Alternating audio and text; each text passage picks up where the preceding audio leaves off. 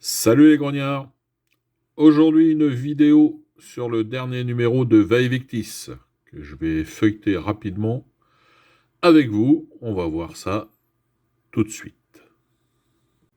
Donc c'est le numéro 172, janvier-février 2024. Alors on passe le sommaire. Donc comme toujours on commence par des jeux de plateau. Là, un jeu sur le commerce des Indes. Là, un jeu évidemment On to Richmond 2. Bon, vous savez bien que c'est la guerre civile américaine. Sea of Thunder, la guerre sur mer pour les nuls. Donc, on nous dit que c'est un jeu plutôt facile, avec des règles plutôt faciles. The King in the North. Alors ça, c'est sur la première guerre carliste. Donc, guerre civile espagnole qui s'est déroulée à partir de 1833-1839, où la France a eu sa part, puisqu'il y a eu un corps expéditionnaire envoyé en Espagne pour aider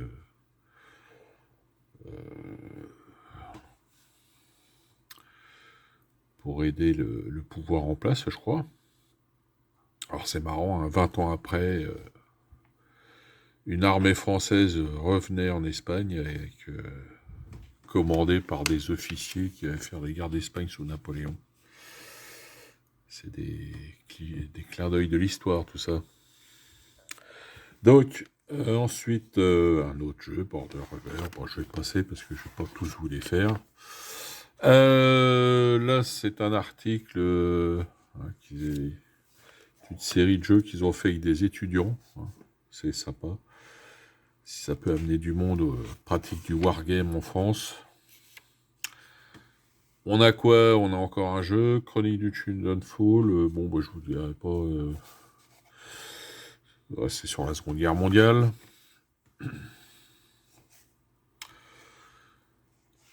Encore un jeu, Clash of Sovereign. Clash of Culture, le monument des jeux de civilisation. Alors moi j'ai joué à Civilisation, mais c'était sur PC. En jeu sur PC.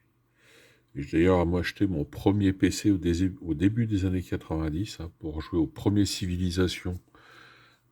Premier jeu Civilisation de Sid Meier qui est sorti au début des années 90. Ça ne me rajeunit pas tout ça.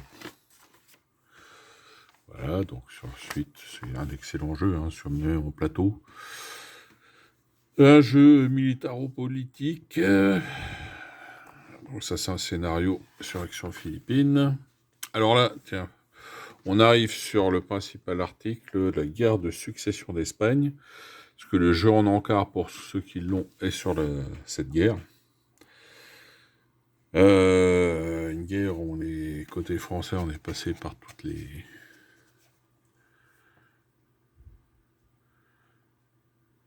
les... Je trouve pas le mot, mais bref, vous m'avez compris, de défaite aux victoires, avec deux grands ennemis, de toute façon c'était une coalition européenne contre le Royaume de France et le Royaume d'Espagne, et puis surtout on a eu deux généraux qui nous ont fait beaucoup de misère, l'ancêtre de Churchill, le fameux Marlborough, et un traître français, le prince Eugène de Savoie. Ils nous ont fait bien de la misère. Et ça sera la dernière guerre de Louis XIV, qui, au crépuscule de sa vie, dira « J'ai trop fait la guerre ». C'est vrai qu'il en a fait un paquet des guerres, Louis XIV.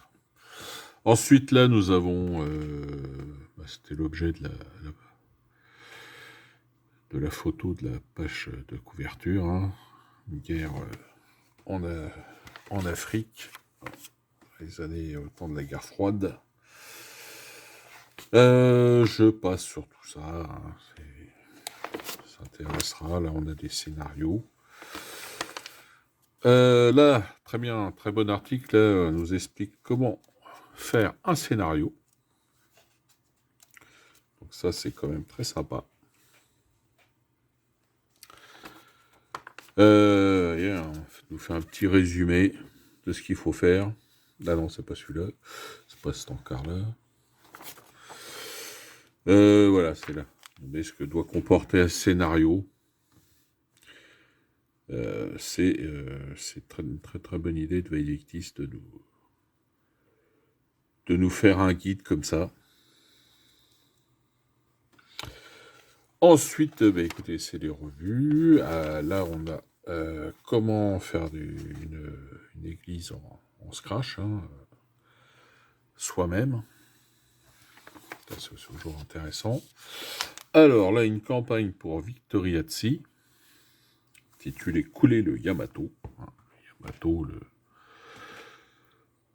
le plus gros cuirassé de la Seconde Guerre mondiale et de tous les temps, hein, puisque après la Seconde Guerre mondiale, on a arrêté de construire des cuirassés, donc il y en avait deux, il y avait un sister ship, hein, le Musashi, qui étaient les deux plus gros cuirassés de leur temps. Il y en avait 5 de prévus, hein, parce que j'ai lu, il y a eu la coque d'un troisième qui avait été faite, mais il a été modifié en porte-avions, c'était le Shinano. Alors le Shinano, il a eu une carrière très brève, puisqu'il n'a même pas été armé, il a été coulé par un sous-marin américain lors de son transfert entre 2 chantiers navals au Japon, pour être fidèlement préparé, compléter son équipement, et il a été surpris par un sous-marin américain qui l'a envoyé par le front. Et c'était le plus gros porte-avions de la Seconde Guerre mondiale. Niveau tonnage, il a été dépassé qu'après-guerre. Voilà, donc c'est un scénario. Il propose un affrontement. Alors pour ceux que les règles de navires comme ça, c'est plutôt combat entre cuirassés. Il y a une règle gratuite que tu trouverais sur le site de l'ami Vincent RL. Il a fait une règle pour les combats entre cuirassés qui est gratuite. Je vous mettrai le nom dans la vidéo et dans le descriptif le raccourci du site de Vincent RL. Alors, on continue avec des scénars. Hein. Ça, c'est un scénar pour Silver, la règle de Silver Bayonet. La règle d'escarmouche. Là, on a une nouvelle règle d'escarmouche sur la Renaissance originale. Là, j'ai oublié, c'est un petit résumé des tournois. Un scénario sur la bataille de Tannenberg en 1410. Avec l'ordre teutonique. Voilà. Les nouveautés de Blood Red Sky. Blood Red Sky, hein, le combat aérien. Voilà les différents livres qui sortent. Hein, toujours très intéressants. Et on arrive, ma foi, à la fin, avec une petite présentation de figurines, hein, les nouveautés Vitrix, Bacchus, le 6 mm, hein, sûrement la meilleure marque de 6 mm. Et on parle aussi j'ai commandé des figurines chez lui, un 3D Forge. Il imprime des figurines en résine. On va faire un tour. Voilà. Voilà, fin de ce numéro de Veillectis, les grognards. On se retrouve bientôt pour une nouvelle vidéo. Ça sera samedi, hein, avec une revue boîte. Voilà. D'ici là, écoutez, portez-vous bien. Bon jeu, bonne peinture à tous, et vive l'empereur.